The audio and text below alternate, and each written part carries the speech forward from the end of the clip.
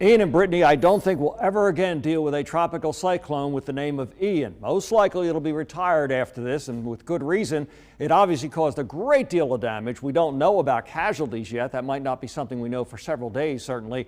But nonetheless, a very much record-breaking storm, and that name will go into the Hurricane Hall of Shame as the season ends. You know, we got off to such a sleepy start in the Atlantic Basin, but we're picking up now, making up for lost time. Hopefully that doesn't continue down the road. There's the storm now, and still the eye is visible. It's clouded over. It's not as clear as it was. And we've been amazed by how much convection keeps developing on the northwest side of this thing. If that holds together for a while, that could really inundate many of these areas with heavy flooding rains, along with the problems we're already having with the strong winds. The wind will gradually come down. In fact, it's doing that. The peak wind now 125 miles per hour. But even back in the old days, before the Safford-Simpson scale, that was still considered a severe hurricane. So it's still mighty strong out there, even though there are signs of gradual weakening with it.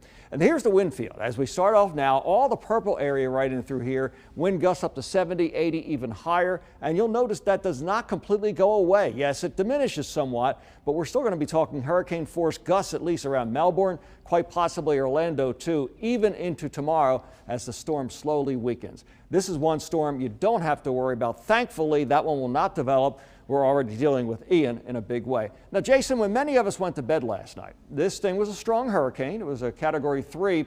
We got up this morning and looked at the 5 a.m. advisory, and we were shocked that it was barely just below Category 5 strength. In that short period of time, what happened?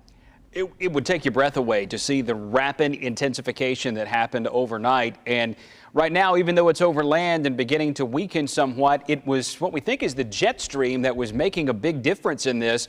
You see that area of red that's working off the eastern United States?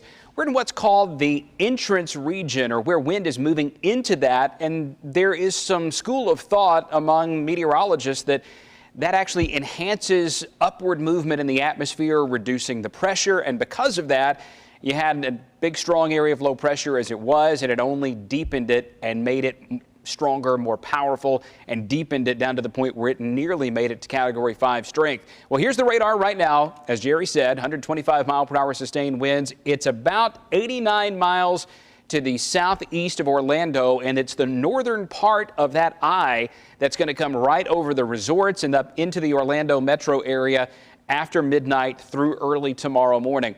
The storm slowly moves across the Florida Peninsula, reemerges over the Atlantic, and potentially could become a hurricane briefly before making landfall just to the north of the Georgia-South Carolina border. A path like that would put us on the dry side of this. Earlier in the week, we thought it might be a touch closer, could give us a better chance of some showers. But right now, I think especially East Alabama, near the Georgia border, a few showers, if anything, from Birmingham west to Tuscaloosa, Pickens County, up to Marion County, Winston, Coleman counties. Hardly anything at all if a shower exists with this. All the heavy rain focused along and to the right, or to the east part of that track. So as we watch this over the next few days, as long as there are no additional shifts out to the west, it looks like our weather here will remain dry and cool. We'll talk more about how that's going to play out in our 7-day forecast.